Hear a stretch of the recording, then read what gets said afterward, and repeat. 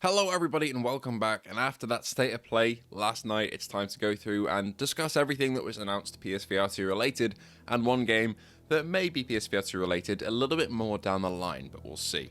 Overall, my thoughts on the state of play: it was a great time over on Without Parole, as it always is. Thank you if you were there. We had over 700 people there at one time. That was ridiculous in terms of numbers. But I enjoyed the games that were shown off. There were several games that really made me kind of like perk up and get interested. But I do feel like the order of them was a little bit strange. Having the Marvel segment at the end for like 10 minutes did kind of take the wind out of my sails in terms of hype, simply because that game isn't really for me, but I have seen the reaction online. A lot of people are really excited for that, so I'm happy that it was there. Now, before we jump in and talk about this state of play, we got to do a little sponsored segment first, because we are sponsored by VR Tactical Gear. Now, VR Tactical Gear make the most interesting gun stock on the headset, and they're for any VR headset, but I use it on my PSVR2. And this particular gun stock doesn't use magnets, it just clips in, and one hand is free while one hand is locked into the stock, meaning that you have all the stability of a regular gun stock, plus the ability to manage your gear in-game easily with that freehand reload, throw grenades, do everything you need to do. Their flagship Armory R1 gun stock is also injection molded, lightweight and durable, made in the US and compatible with all VR shooters, and I can attest to that. I've used it on Ghost of Tabor, Pavlov, Breaches, Crossfire Sierra Squad, Firewall Ultra, you name it, I've used it and it works great. I worked alongside these guys for ages on their gun stocks, and it's great to see this one finally out in the wild, so go take a look in the link in the description below. And now let's talk about the state of play. So the first game I want to tackle is the one that I'm probably least excited for, but also quite intrigued, because some people are really looking forward to this because of their previous game. So this is Lumines Arise, which is a series that began all the way back on the PSP 20 years ago, which was around when I was born, so I did not play that. But it's back, and with a PSVR2 mode nonetheless. The same as Tetris Effect. I want to say these are the same developers, and Tetris Effect was a really trippy but immersive experience that hooked a lot of players more than we thought it would. And Lumines Arise seems to be in the same boat as that. On the PS blog, they delve in a little bit deeper, saying Lumines is back, and to everyone who's been a fan since the original, I hope you're excited about this new chapter built from the ground up to push the synergy of audio, visuals, and gameplay beyond any previous title in the franchise. Lumines Arise on PS5 with optional PSVR2 compatibility is more than just an ordinary puzzle game. Our aim is to hit you right in the feels. You emerge from the darkness in the first stage, a glimpse of which you saw in today's announcement trailer, and every stop on the 30-stage journey evokes a different and complex emotional response. From lost jungles, oceans teeming with life, snakes preparing to strike, to more iconic electronic frontiers like the bustling streets of Tokyo and endless expanses of outer space, all with visual flourishes to incite synthesia. Now, I'm not really familiar with Lumines and its gameplay, but they do explain it here. So it all starts with a seemingly simple puzzle mechanic. If you've never played a Lumines game before, here's how it works. You rotate and place a variety of 2x2 blocks made up of 1 or 2 colours, forming squares of a single colour/pattern. The timeline sweeps across the playing field to the beat of a thumping soundtrack, erasing completed squares in its path. That gives you a light time pressure to form squares and build on them, making bigger and bigger ones to clear combos and score even more points. You race to create them, ever mindful of the constant movement of the timeline, feeling the vibration of the DualSense controller, or in our case the Sense controllers, while the music radiates between your ears and the vibrant, lively background draws you in.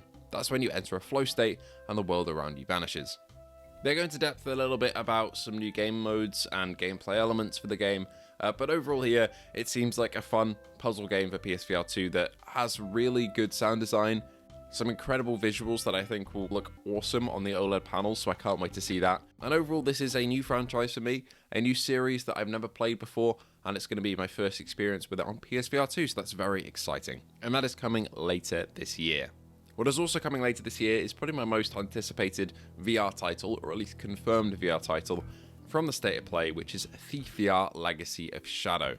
Here, the legendary Thief franchise returns, reimagined for PSVR2, bringing players back to the city, where danger lurks around every corner and secrets are hidden in plain sight. But this time you uncover something far greater. An artifact that holds a legacy from the past. Ready your tools, trust your instincts, and become the master thief you've always dreamed of. Welcome to Thief VR Legacy of Shadows, arriving later this year on PSVR2, so confirmed in 2025, but it's also on all other VR platforms in case you're worried about that, and you own a Quest or on Steam VR, you're going to get it on both. The main setting, the city, has a main antagonist, the Tyrant Baron, and you play as Magpie, who is orphaned by this tyrant, who steals to survive. But once again, you find an artifact and then you're brought into the story, discovering its secrets and becoming a thief for a greater purpose. The main thing I want to talk about here though are the VR mechanics, because as you can probably imagine, VR is a great medium for, lock picking, doing puzzles. I got a little bit of a taste of this in House of Da Vinci when that came out a couple weeks ago on PSVR2. All of the little mechanisms and hidden places and traps and secrets really feel tactile on PSVR2, so hopefully they can tap into that here. But they do describe using immersive VR mechanics to steal, evade, and outsmart the forces controlling the city. With PSVR2's cutting-edge tech, Thief VR Legacy of Shadows delivers a fully immersive stealth experience. Physically crouch, hide, and move between the shadows, using every inch of the environment to stay undetected. Whether you're sneaking through darkened alleys or scaling the rooftops of towering buildings, your every movement feels real.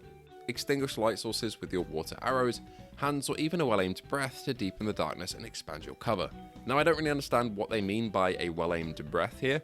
Will it be that the microphone of the PSVR2 is turned on and if you blow into it, it'll detect it? Just like it did in, I believe, the London heist on PSVR1. That was really cool. In that game, you could have a cigar and then take it out, and then when you next blow into the mic, there would be, the smoke come out of your mouth, which is really cool. So maybe it's a similar thing here, or maybe it's just a button press, who knows. Hopefully it's the former, because that would be a lot more immersive, but this would be really cool, especially on the OLED panels, to see how they make use of the darkness and make it look really good. They talk about the sense controller's haptic feedback as well for all of the environment and the tactile feel of breaking into places and stealing. And I'm really excited to see what the city is like in terms of how expansive it is, what we can explore on our own. So really cool to see they're taking on quite a big challenge. And navigating the rooftops and going about the city, I think is going to be really immersive if they get it right and make it feel alive.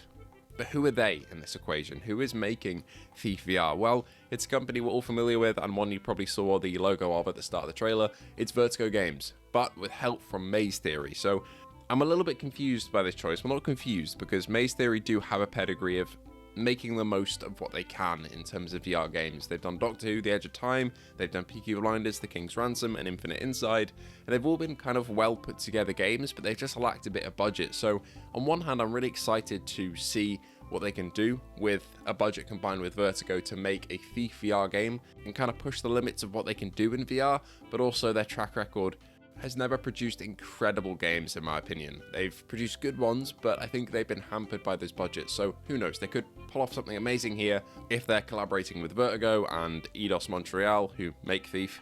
But Vertigo, they have a pretty solid track record of producing well put together games like Metro, Arizona Sunshine, and hopefully they take a couple other steps in terms of immersion and pushing the boundary to make this, a 9 or 10 out of 10, whereas I think the Metro was maybe an 8 out of 10 for me. One thing that does worry me a little bit though is Vertigo don't usually use dynamic foveated rendering and do tend to have a bit of mirror in their games, especially in darker areas, so hopefully Maze Theory can come in and help with that and get them using DFR. I don't know whether that's going to be possible or not, we'll see. Now those are the two PSVR2 games that formally got announced there, but we also got a first look at 007 First Light, which is IO Interactive's James Bond game. Now I'm not going to read through the blog post here because I imagine that a lot of you know what James Bond is, and from the trailer you can see that it's a bit of a mix of Hitman and Uncharted in terms of how it looks and plays. I think it looks fantastic, and hearing them pull out that On Her Majesty's Secret Service music was just amazing. But I'm really excited for it. But essentially it's an IOI game and it's with the same engine as Hitman, so I think there is every possibility that some point in the future, because they've seen the reaction to Hitman VR and how many people have bought it and played it, that we see 007 come to PSVR 2. I'm not saying it'll happen soon at all. I think it could be a good while away, especially since the game is coming out next year, I believe. But it does look like a lot of this gameplay can be done in VR. I mean, some people will say it's in third person. How's that going to work? But Resi 4 Remake translated that great into first person, and so did Hitman from IOI, the same company. So I think there's every possibility that later on we could see James Bond come to PSVR 2. The only thing that kind of would throw me off a bit there from looking at this trailer are the segments with the boats and the cars, because Sony has quite strict kind of motion sickness requirements for their QA testing, but I'm sure that IOI could get around that. They're quite a big company, they work with Sony very closely. And also, how would these kind of control and look in VR? I don't know how detailed the interiors of the boat and car would have to be modeled in first person compared to third person, whether that be some more work and whether they would control very well at all, but I'm sure they could get around that in some form. But yeah, really hoping that we get that PSVR 2 port of this game. But if you go over to the PS blog and look in the comments, pretty much every comment in that comment section are talking about PSVR2 mode, so you guys are doing great in terms of telling them what we want, and hopefully that does come to fruition. But if it does, I'm sure it'll be quite a ways after launch. But there's no way that the IOI leadership are not talking about a VR mode for this game in some form, right? I mean, they know how we feel about Hitman, how many people bought it, so hopefully they do the same for Bond. And I imagine it will sell more headsets as well. Telling people that you can come and be James Bond in VR would be so cool. So I'm really excited for that. Might be my most anticipated game from the show that's not VR, but potentially VR anyway. But yeah, really looking forward to it. Anyway, that'll be all for today. Thank you so much for joining me. What was your favourite announcement out of all of these from the State of Play? Please do let me know, and I hope to see you all in the next one.